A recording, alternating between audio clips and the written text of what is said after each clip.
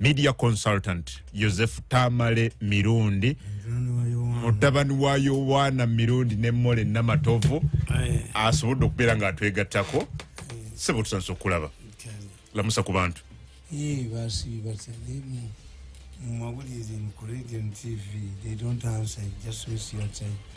But it is a ritual. This is a ritual which we perform. Yes. Nze ebintu byammwe. Nze Katonda yannyamba nnyo. Nti nakolako mu government emyaka 14. Nenjivaamu. I know how ate mu center mu kifo ekyamaanyi. I know how this government operates. Kyovula bajooza abantu bonna ne babajooga nze bannemu. Nagana okunjooga. 2, nasoma political science mu university. Ekyokusatu, logic ne intelligence ne mass communication. Era ekigambo kye nayogera wano nti singa bwe ndiddamu okukola mu gavumenti endala ndisaba mulimu gwa handler oba gwa head waiso intelligence eribeera mu kiseera ekyo olowooza bati bankwakuddeewo ku Lwokutaano bakanyama 6 nga bayina pisto bajja mu kifo wembeera wali anti nkeera gufuuwa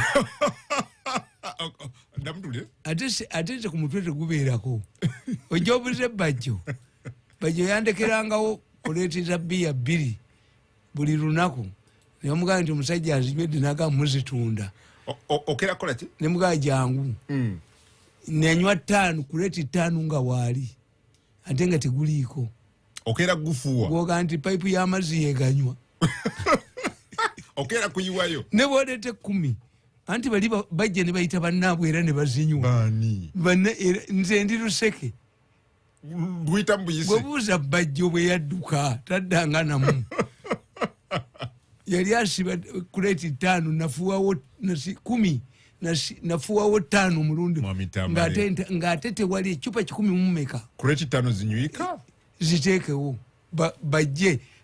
bajje ku mutwe olebe bagufuwa weewuunye abe baffe banywa bbiya tebanywa tonto kati nze nabalabanga bajja era nze gwe baabuuza muze emirundi waali yazizeko nzimizibu emirundi tannabakujja muyingirako munda mubabuuze ne bayingira munda nga mbalaba ne bakuloosinga ne bagenda eri waggulu era nabwe ngufuuyirawo ku makya saawa sat omwenge gwonoona mwavu tegwonoona mugagga ate nze tegubeerako abagunywa balala nze ndi luseke ndi payipu y'amazzi guyita mbuyisi nze guyita mbuyisi abagunywa gwanandabeko nga ntamidde oba sitedde sawa zonna bali abagunywa bagenda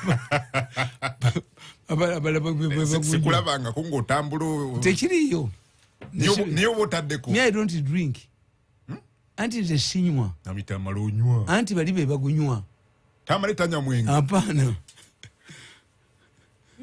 ekyo kinga kizibu kyakukkiriza kakati why unlike many Ugandans I've been here for a long time and I've studied government waliwo gavumenti eno bwe yajja mu buyinza President Museveni teyazimba institutions ngumu zaali mulidde singa twena institutions ez'amaanyi zaali muliddewo ekyokubiri mbagamba ti Museveni yafuna ekizibu okuva mu nsiko yali transitional president twagendanga mu nsiko ne batugamba nti Museveni olumaliriza olweruweeru alaga Mozambique agenda kunula South Africa is on the transit lule yagenda okufuga baani kati even when Museveni came to power teyakolawo kibiina NRM mugendo nga alaba tekina permanence sikyakubira oluberera he did not create a political party. So where did things go wrong? Anchi nkubuulira nti kakati najja abeera ku sentimental support nti abantu waliwo kye tuyita nostalgia abantu abali babonyebonye nnyo nga bwolaba emmotoka nga eri ku Kaserengeto Wondowa. Museveni okuva mu 1996 okutuuka mu 1996 yakola nnyo wayi yali awondowa yasanga ensi ekooye kyova olaba abebibiina bonna yabaleeta. Dokita Semwogerere wa DP mu gavumenti yalimu. Evariste Nyanzi omwanika wa DP yali mu gavumenti. Organizing secretary wa DP Zakalolumu yali minister. Muganda wa Semwogere Kawanga Semwogere nga minister. Evariste Nyanzi nga minister. Ponsiano Mulema minister. Gerard Senda Ulami. Ekibiina kya DP nga kyekidominate nzeki. Kuba yabasanga mu gavumenti y'Okero Lutwa babinandisa libaani. Kakati ekyo ekiseera tukiyita kya Government of National Unity ekyokwenyiga ki ebihundu nabagamba nti mu 1986 singa Museveni yakeera ku makya naga ndi nja kufuga emyaka 10 oba nerangiridde nga kabaka twali yali muwakanyiza ensi yali ebonyeebonye nnyo bagala mununuzi Kalanda Lugo yali asaze mu Ndeeba Menge eyo gyolaba nga barracks the town you see there Mengo town was a barracks. Abantu bali babonyebonye nnyo era bagamba is only in Uganda where children know that their fathers are not the strongest men on the village. Buli mwana gwokubaga kankuwabire wa daddy. Yes. Naye terrorism eyali wano. Nze Katonda yampa omukisa gwange abakulembeze banjagala nnyo. Bato omukazi abasajja ku road block mu Kampala muno kubanga funa yali mu North Kampala nga wakayira gye bayita half London abantu bakimanyi ewali emirembe yali half London nga bajasi bakayira gye bali ne batumayo half London. Kakati funa ngeri mu Kampala balakanize kati abafuna bajasi baamin basala omukazi ow'olubuto bakakasa obanga ayira mwana mulenzi oba muwala to decide the futures whether it was a female or not. Kakati what they did, yali minister information bamuyitanga Mulozi Ojoko Mulozi, Dr. Ojoko Mulozi. Yali omwogezi wa DP Okero namu wa minister. Ne bateekako ban mu mawulire, he fought it. Tugenda mu press conference, ne ngamba gundi Bazili Okero. The truth is that your soldiers slit a woman's belly to determine. Bazili nagati, did it happen? Tibanu basaze Uganda bamawulire kuogera. Since then Bazili picked interest in me. Hii mtoto wa gazeti ya Chikatuliki nga Bazili nga siri mu press conference nga ambuza kubanda mubulira amazima. Tibanu basazeewo. Some of these senior generals I see here abakadde served on that censorship committee. Censoring ababa. Nga yo incident yebaddewo. Kakati president bwajja mu buyinza. Teyategeera. Waliwo ebintu byetasobola kutegeera. He did not put up strong institutions. Anchina media consultant Joseph Tamale Mirundi mutabani wa Mole Namatovu ne Yohana Mirundi. Batuga nti president yakola atya? Kakati nkogambe. Museveni did not put up strong institutions. Yali awondowa from 1986 to 1996 after the promulgation of the constitution things changed. Nenga era bw'osoma nakatabo kange nakatuma ti Museveni the revolutionary yakola nnyo mu biseera ebyo yakola ki? Yakola nnyo kubanga bonna baali basirisi abakozi b'ebivve bonna yali nabo mu gavumenti ffenna tuli mu mugendo abantu bagala kwenyiga biwundu. Kakati so things changed after 1996. Yes. How? Government ya Museveni What changed? What changed nti after 1996 abantu batandika Semwogere bwajja mu kalulu yaleeta Besigye. Akalu ka 1996 kakyusa government ya Museveni. Why? Nti abenale mu baali balowooza nti mu myaka 10 gye bamaze mu buyinza ng'ensi bagitereezezza Museveni ajja ku bulukukumba bukukumbi neera Semwogerere bwava mu gavumenti ya Museveni mu 96 n'anyeenya akatimba. That was the beginning. The NRM people panicked.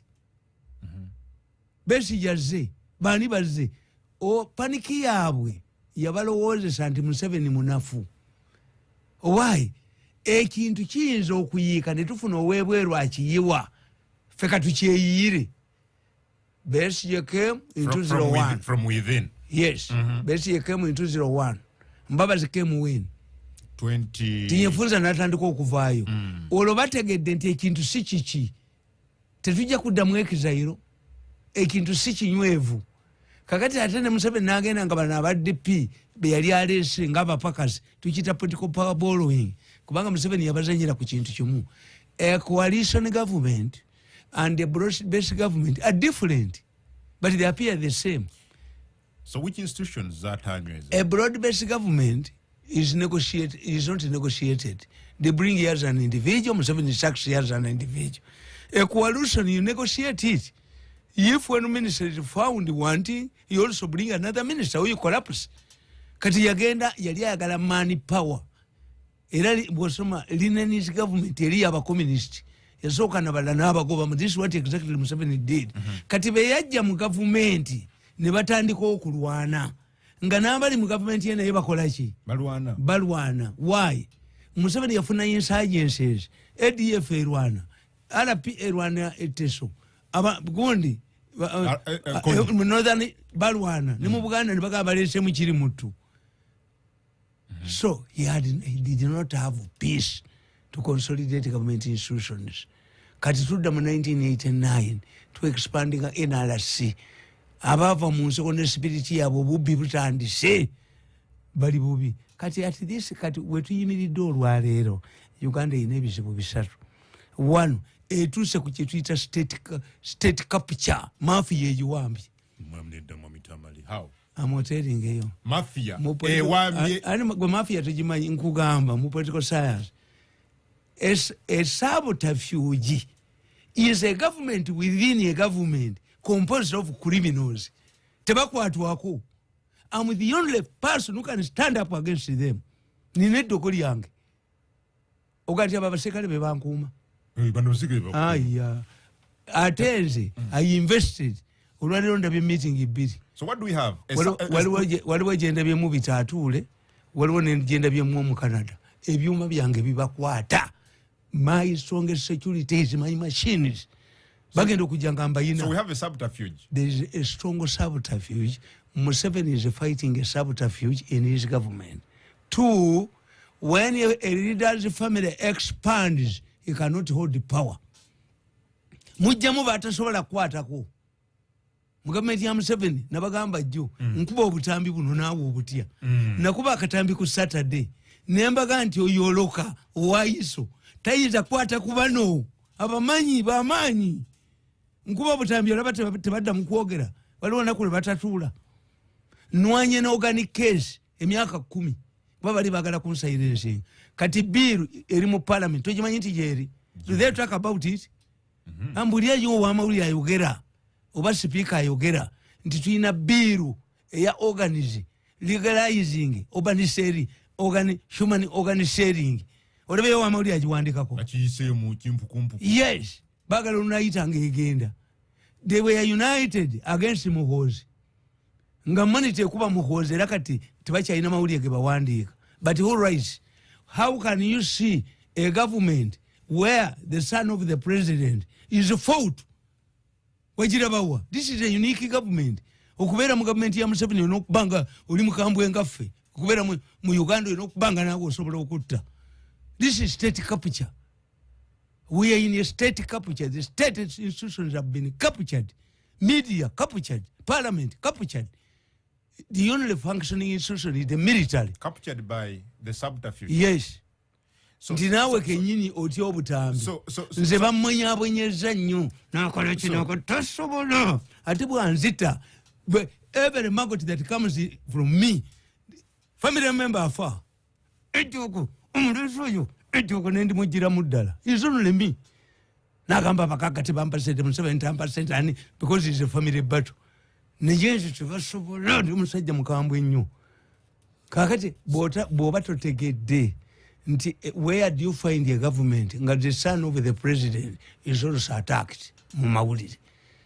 Namuteka ko twise bamuteka wekirabawa. Kitegeeza nti abali ne Museveni tasobola kuprotectinga mutabani we. Era ke katabo ke nawandika kata. President ayinza okubeera nga protectinga mutabani. Yes. abakyali in charge nkubuulidde anti kasi kituuka mu family nga palace, this is palace politics. The battle has erupted from the palace. Ekyo bwoba tukimanyi. Waliwo kye tutamanyi ekigenda mu maaso mu lubiri. Battle eri mu palace mwennyini. Eyo unique situation. That's a unique situation. Nti ne bw'onoogamba oloka obutambi bw'enkuba abumanyi. Kakati as we speak today nabagamba nti omusango guli Hague. Ekyo kizibu kimu. Kakati omusango guli Hague. Bamaze obba millions za $5. Abasajja ne bagamba nti omusango tuguddamu. Naye omusango gumaze emyaka 10 kyekyangobeesa nga bayinako information. Guli luddawa. Nabagamba nti your surgeons weeyomba and waliwo weeyomba nani babakwatire Hague kuti abantu mu malwaliro ab'emulago. Has anybody mentioned it? Okirabako mu mawulire? Nenkuga nti UN report ega nti 4,500 Ugandan girls were killed in India alone and their organs extracted. Okirabako mu mawulire ga Uganda? Okay. So otuga ebizibu bya Uganda biri bisatu. Yes. Ekisooka oyogedde state capture. Ekyokubiri palace the fire originated. You expand a little bit on state capture. State capture kitegeeza wekankubuulira. Ngombe byokulabirako. Bw'obanga olowooza ffe tuli bayizi. Bw'oba ogenda okuyigga ng'ogenda okuyigga. Hunting. N'oweerera embwa ng'ekomawo mu magulu. Tegeera ku kizigo kuliko timba, a python or an leopard. Ogisindika egenda ekwata embwa. Gwe. Mufejo okudduka ng'egenda maaso. Gwe tolowooza nti murders zino abazikola tebabamanyi. These murders will be solved in a future government. There will be evidence. Jakubalabanga babakutte. Those who are committing these murders will be arrested in a future government. I'm telling you. Are you saying this government cannot fight? It cannot. Era nze olwali mbadde nzija wano omu ku allies bange mu magye nankubira essimu nanga nti we have been monitoring your movements naye okozesa ekkubo limu bayinza nkibi omuntu yenna akozesa ekkubo erimu ne mugamba nti nange nasoma security. If you want to be assassinated, make yourself expensive to assassinate. If you don't want to be assassinated, make yourself cheap to assassinate. Nti omusajja bamugamba nti mirundi ajja kusaba bali basanze bali bagenda okuzza nakyobe basaba milioni 600 ze babawa nga tebasse Katumba amala basaba milioni za $2 nze babawa mmeka 2 milioni 2 nga tebakoze nga mbakutte. Who has this money? Who has this money? My movements are monitored. Nange ngendo kuve wange mala kebera mu kanisa yange. So wagenda mu church. Sawa 10 mu kanisa mwembeera. Ngosaba Katonda. Ate kanisa ya Katonda. Nange nsaba Katonda. Omusajja mu Katoliki ojjane no. Bino ebyokunsi sebu eri passport ya mugulu enondanga muntu.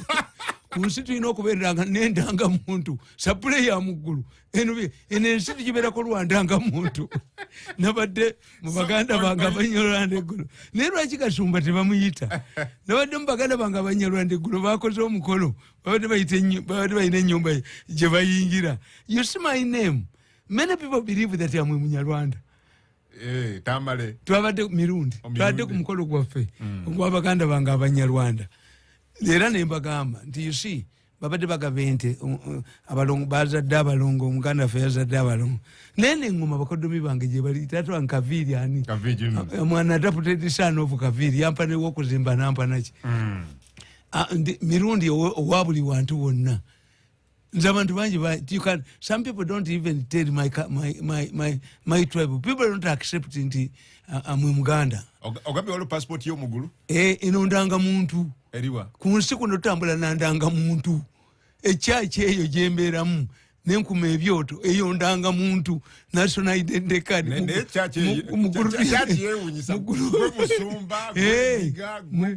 mugulu eyo passport naye nensi yandanga muntu bw'oba tulina ndanga muntu jambo amwebale kubeera nga temuvaako programu eno bakuwente bampe nti banono bazeyi bange nja kutwalayooko neno gye twabadde abanyarwanda nabagambye Negashumba nti abaganda baali balunzi bante Kasumba simulaba mikolo gy'Abanyarwanda ndoza yo waggulu nnyo. Naye Kasumba we muwakanyiza.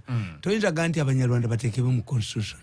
No mwebali already. Anti kyenkubuulira gamba nti omutuusi oba omuhutu. You cannot send Ugandans. Tugeze tuli Kenya. No ganti Ugandans bana Kenya. But we already have it. But for him is telling you that is bad. Identify nationality ye. Kuba ne mu Rwanda si Banyarwanda. Abatwa, Abahutu, Abatusi, n'Abaleera. Yes, you must identify. Today wali. So, kakati nkugamba nti kasomera okufuna state capture. Institutions zonna zibadde zikola. Ba government ziri mmeka. Zisoba mwemu. Era nze President Museveni alagidde police enonyereza abaseka koza. Singa akutte milioni 10 wa family ya Kakoza kyandisinze. Anti nkubuulira to capture who? Police ekugamba twaba kutte ku kamera zaffe. Kamera zikola. Omanyi nti babisimulako. Nze bakuba omwana wange ngenda okubikebera nga babisimuddeko naye ate nga miso yabakutte kuba nze ndi ku satellite n'abo abadde banoonya nabakutte. I'm more efficient kubanga bano eno network eri mu government. I want to tell you, you tell me whether senior people in the Rwandese government are killed. Tell me whether senior people in Eritrea are killed in the government of Eritrea. Uganda. Tell me whether the Israelis, when a senior officer of the Israeli government dies, they blame the Palestinians. Mwenze Castro, Cuba, ziri cohesive. Owa UPC bwe bamutanga nga kitegeeza abayekera be bamuse nga UPC tetagine waayo. I'm more worried about NRM people than opposition. In fact, if you come to one of my residences, no Juzaka Papula, kubanze mbamba labo. No Juzaka Papula nti oli wa Nuupu. Omulala ne Juzaka Papula nti we NRM. Nsooka kulaba wa Nuupu. Eka. Anti wa Nuupu alina information gyandeetera. Owe NRM andeetera ebipapula. Simanyi nava mu State House emyaka 10. Are you following me? How can you say, let me go and talk to a deflocated priest and all the wakadidinadi? Then you are mad. I left the State House long time ago.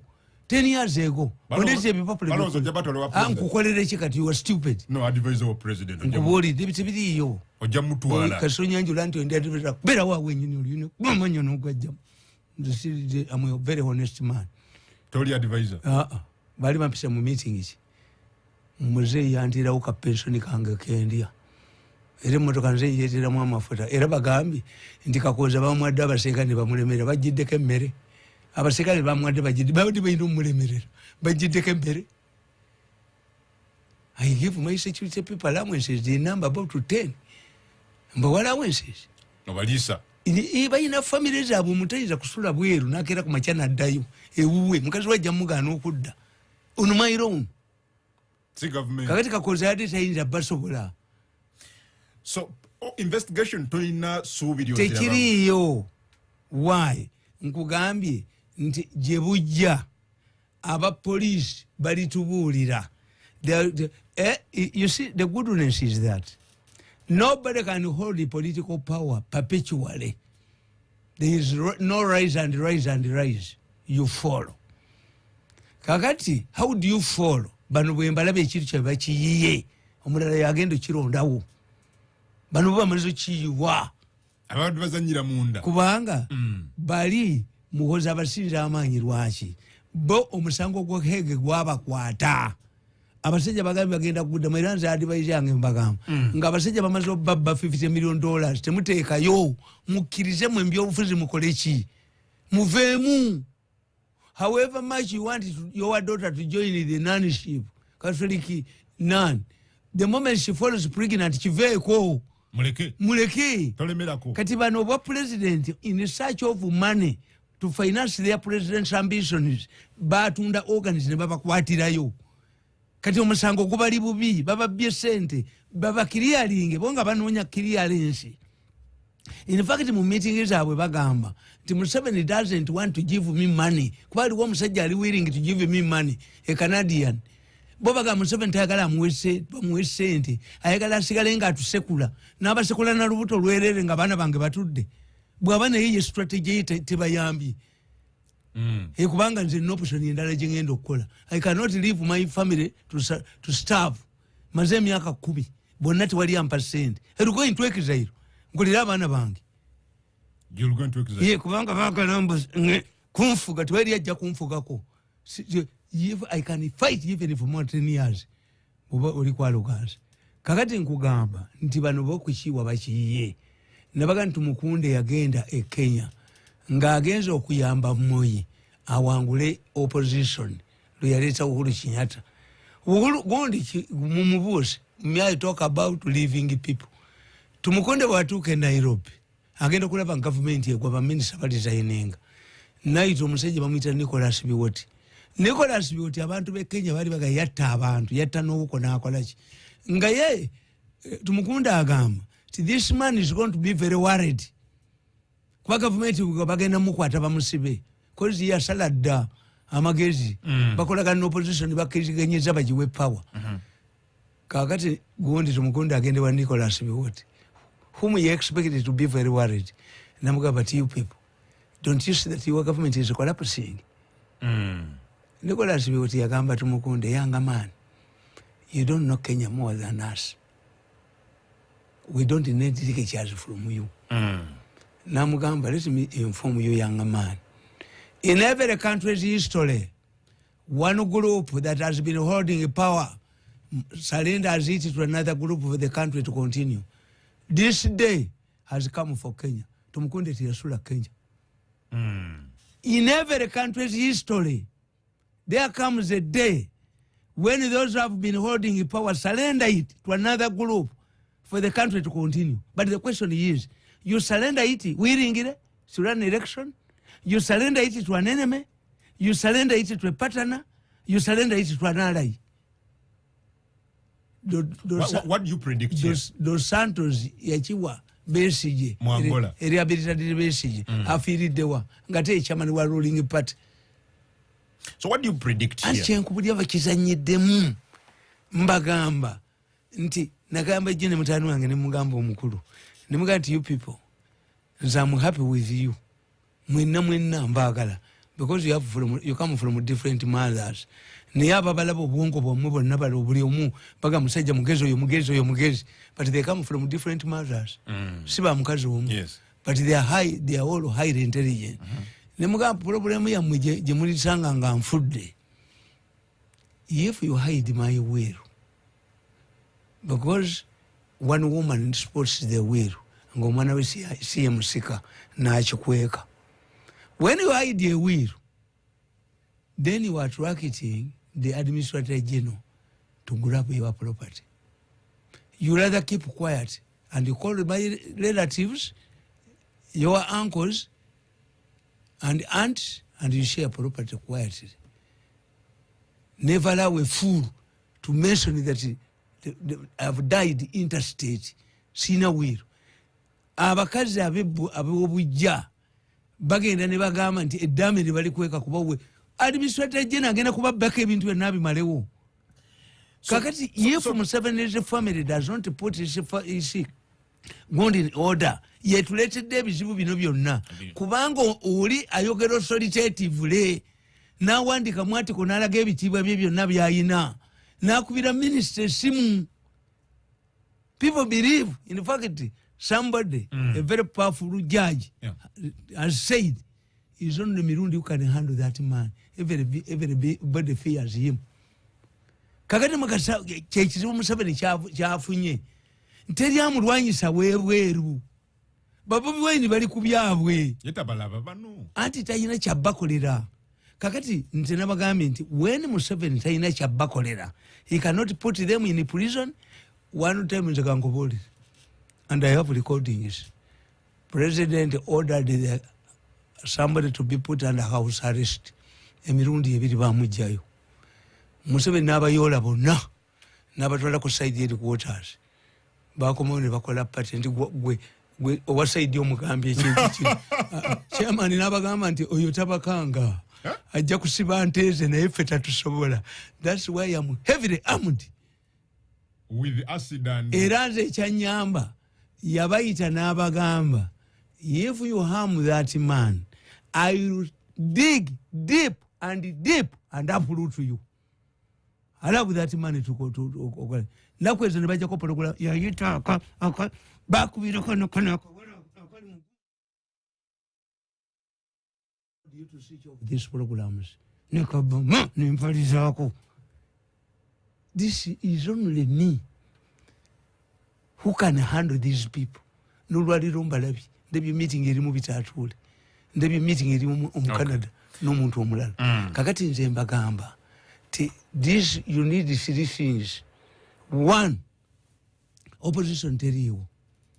Twin opposition. The only person leading opposition political party. The only person I respect in the opposition is Nganda.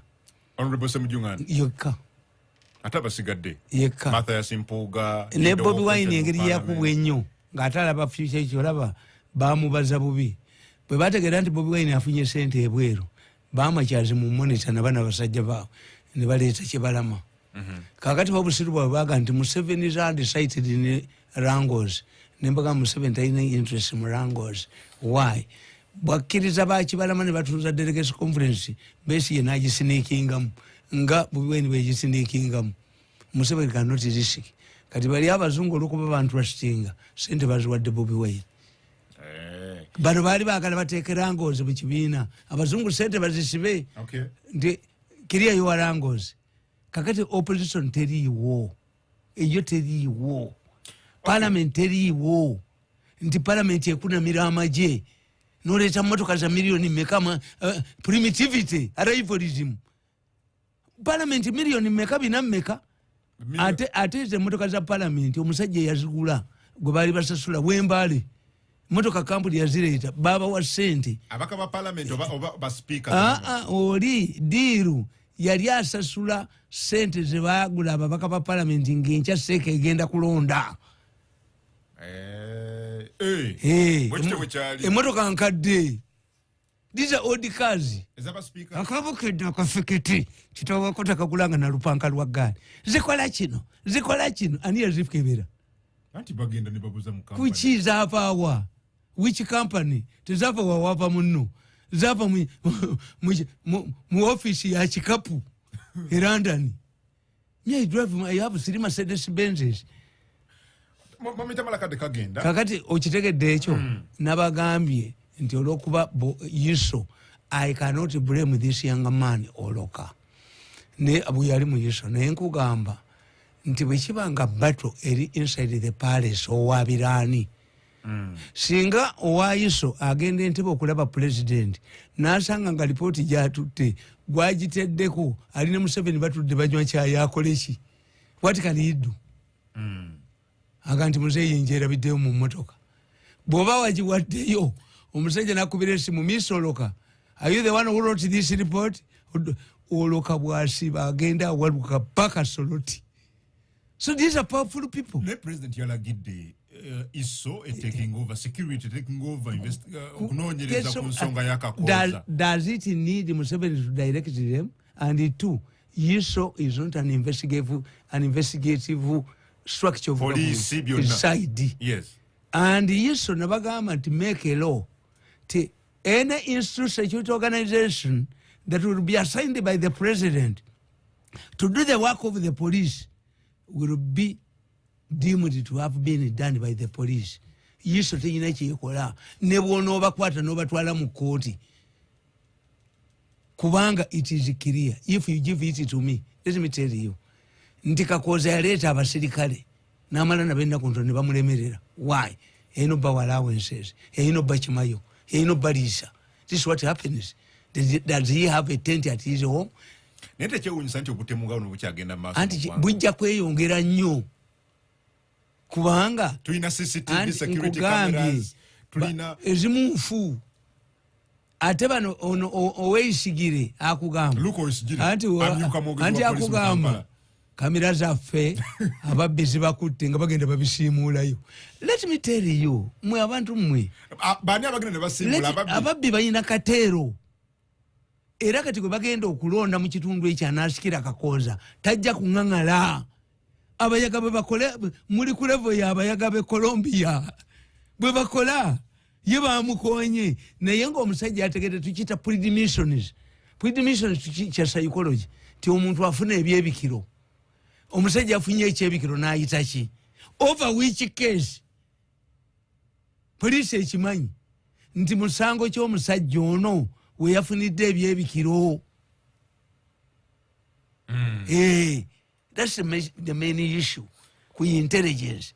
Nti omusajja atomedde train naye awaddiira abadde ddiira njagala ombuulire poliisi bayinginiya ba poliisi bakebeddeko emmotoka yo balaba oba yabadde esiba obanga ku ddiiru gye yavudde ngondi breaks babadde bazikuttemu.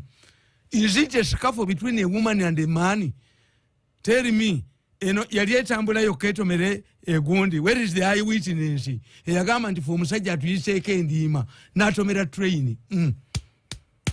Toga nti tebabimanyi. Toga nti poliisi ebyo tebimanyi. They are highly trained people. It's a cartel. Ekyo kitegeeza nti abo balabyewo ki? Bayinawo. Timba. Awaliwo timba awo n'engo. Embwa etema butemi. Museveni bw'anaagiweerera. Embwa etema, embwa edduka buddusi. Nze nkubulya kakubuuze. Omanyi nze nkozesa nnyo obugero obwo. I enjoy them. Let me ask you. Singa ennyumba yo ekutta omuliro. Omuzigo gwo ne gukwata omuliro, ennyumba yo nekwata omuliro. Ne mutasigaza kanna kamu. Omukazi ali mu leesu, neiba yagimuwadde. Omusajja najja n'aleeta gomesi emutuuka nga ntunge. N'aleeta ekiteeteeyi kimutuuka nga n'ennikaze fiitingi. Oyo aba tamumanyi. Adduukiridde na bino. Nga n'ennika fiitingi. Aba tamanyi sayizi ye kwe kati yamulabako dda. Answer.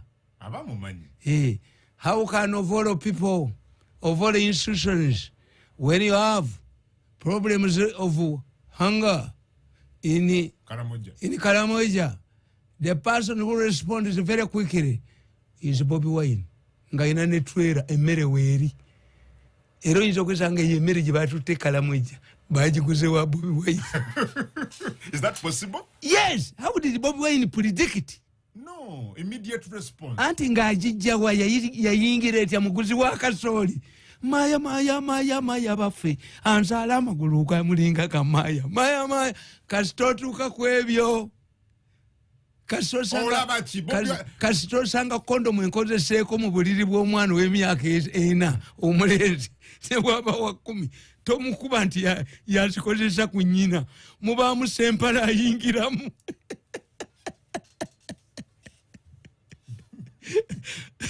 Muba mu nyumba mulimu sempala akuyambako.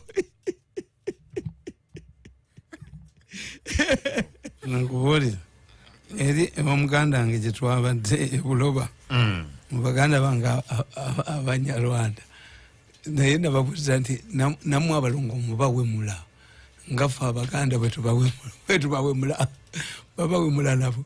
Nabuuza Manjeeri oyo pasita n'abo bo wabawemula yagali yete yabawemula naye nze kinsanyusa mu bakatoliki emimwe egyasoze egiwemula abalongo gye yirya wositiya ku makya. You see, for me, I'm a very honest man. Mu political science tulina be tuyita ba idealists ne ba realists. I'm a realist. Ntegeera nti let us yolo abaganda bagamba nti okusaba enjaza omuzigo laba abaana baayo enjaza esiiwuuka ate abaana baayo banaaba batya nga banyirira. Nange ne mbagamba nti bwe ngendewo omusawo omuganda ng'ayina eddagala erikwata ababbi nensanga nga essabo lye liriko kuvulu 3 sibeerawo. Omusajja ayina eddagala ly'ababbi essabo yalina serigule naye kuliko kufulwezi nga ninda jjajja mwagaza ati kubanga yefu ekufulu yefu ye the shrine is locked by 3 padlocks. Even one padlock, it means he cannot catch thieves. A person who catches thieves. No contradiction kuside you. Mama yotambula n'abasirikale baabo mbakulaba nabo bayitirivu nnyo. Nedda buteekwasa. Waka nayo gy'obeera. Buteekwasa. Oyine kanisa. Gye bali Lwaki tosigala na bya kanisa byokka. Ate ababijambiya tebayingira mu nyumba. walaba bukedde ekiwandikako ki kitegeeza bakuba omwana wange walaba kiri mawulire balumbe wanga babijambe walaba kiri mawulire. My wife was targeted by this man called Amran. Bamusiba emyaka 7 bamusiba etani bamusambu ne bamutanda millions of dollars yataja abawano kati abasayi agency Kalachi bano bali mumutira mukomera bamukutte bajuwinga naye asandinge mudoko na bano bamusaliyeko emyaka bano tebatawana genda. Let them remain here as fugitives, but abandon their present and political future ambitions. Okay. They are messed up. Yes. Kakati nkugamba. Nti nze kasandaba nga omusajja ayina essabo naye nga ayinako ekufulu 3. When Apirika was killed, President Museveni even moved closer to the grave. I've never seen it. Bullets were fired in the air. President Museveni pledged so many things. Nothing has materialized. Even his killers have not been found yet. When I look at the police usually says, no stone will remain unturned. The longer arm of the law will catch up with you. But I see Uganda government using the short arm of the law. That's why I'm heavily armed. Ata ina mkamwana yeka. Bali impoliranga guwa fada. If the police itself, nga kawesi ba mutta, nga tuwali ya mutta. Nebatakirumira, nga tuwali ya mutta. Ye musamu muganda ine esamo, ukuli ya kufuru, nga agamba. Ndi akwata ababi. Yes. If they are senior people, and nobody is arrested, then what do I expect from them? Until when? Abamwe benyini nga babakuteko. America abana ababakuba mu 20 towers bakubachi. The whole government of Afghanistan yavako to teach them not to repeat it again. Okay, batta Kawes. Ne batta Kirumira. Emyaka mingi emabeka. Yo yenyini bagitamu. About 5 years. Abane Kampala mukadde basala aba police. Ne basala n'embwa za police. Bonda bali bweru. Police kyanonyereza. Ne basala Kampala mukadde waliwo about 20 years ago. Waliwo omuserikale gwe bakuba ettaffaali mu mutwe n'afiirawo. Kampala mukadde oli bamugyamu amaaso. Family yabwe eri kuki? So tusubire ki mu bino? Era Museveni yabagambe Kampala mukadde. If you had tried UPDF, you would know. Abaganda baga nti ekiwuka ekitaluma nte y'abaana poliisi teruma. In fact, nabulidde musango ki? Yes, one of my security people was telling me it's an interesting case. Ya relative we nga kamera za police ate ne batayamba na munnaabwe wa security nga kamera yabikutte. Where do you find a country where a person, a kid is murdered, his head beheaded, wrapped in a gift package, taken to the speaker? Where is this case? A clue.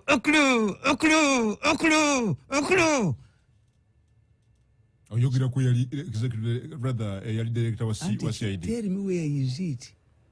Case eyo. Yes. Babakwata omuntu ne bagatwalira speaker wa parliament Mukyalakadaga. World Bank millions of dollars bikumi ebi. Bina okusasanya amasanyaze mu byalo 8 sente zabbibwa. Kitutu. Tewali. Kakati ekiri ekkalamu ejja. Museveni gwe nalabako. Ow'emyaka 43 eyatugumbula Sebirumbi n'atugumbula Kasimuobula n'agamba abo tebayinza kulya mmere yange kukyekkalamojja government ya earmark is 2 ministers 135 billion and kubuulira. Do you know why they do? They wait the problem to escalate, put Museveni on pressure and the parliament to get money. Oniki. Remove your ugly head from disaster preparedness. But how did you expect? There was This is a disaster. How did you expect by minister? How did this problem come about? They started with the Pokoto in Kalamoja. The Pokoto man had raided Guti's farm, Nadia Konembuzi Yanomuke, Natula ne Katebi. Ina kwezi. Nga Gutia do say, Kati Mupokoto ye Jeno, Omani, Jeno Musuguri Yagam, Teokubari Kubiamini, Filidi Maso, Katin, Mupokoto, your twelve Guti, and Missinde, Kufamu ye Jeno, Avokolam Kotimas, Boyava Unga Mazewena, Kunyaba Muti, Dembuzi Sasu, Nendika, Nyaba Mufumbi, Deno Mukira Gwendika, Narumbe Yono, Mkazi DPP, or Yavamusango Yarimukubi Dala. Mkazi naduka Kalamoja Mpokoto nipo kama Mpokoto ya Isehono Mpokoto bwe bavao ndi de Kalamajongo warriors bazemu bwe bava katulutu tukabirudinga, but the whole structure of government is there. Because that's the argument they're giving us. They didn't see this coming. How? Enunjala. Anti-Enjala chi. Is it a snake sneaking into your house? Neba marakulinda Museveni. Bamanyi paniki kati fulumye kati bagenze ne bagamba Museveni. Musayi omanyi bobweni bwagabe mere tuswala where are you? Aniki ulikuwa.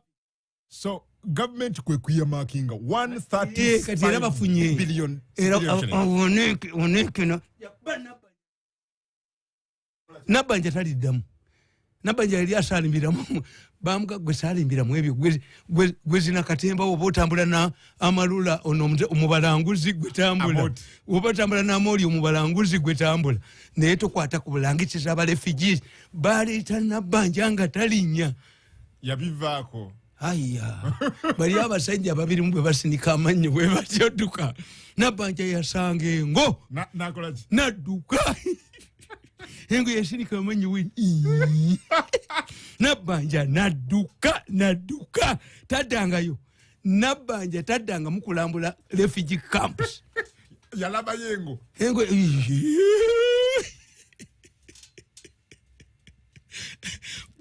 you see fetusoma bwosoma political science tuyina kye tuyita systems analysis.